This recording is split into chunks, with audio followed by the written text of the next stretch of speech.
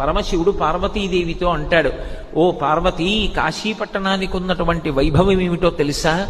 పాపములకు ఎదుర్చుక్క కాశీ, ఉపపాతములకు విషము కాశీ, కళ్యాణముల కాటపట్టు కాశీ, ముక్తికి పుట్టినిల్లు కాశీ. కాశీపట్టణం లోపలికి వెడుతుంటేనే రోమకూపములను ఆశ్రయించి ఉన్నటువంటి పాపరాశి పక్షి రూపంలో ఎగిరిపోయి చెట్లని పట్టుకుని ఉంటాయి.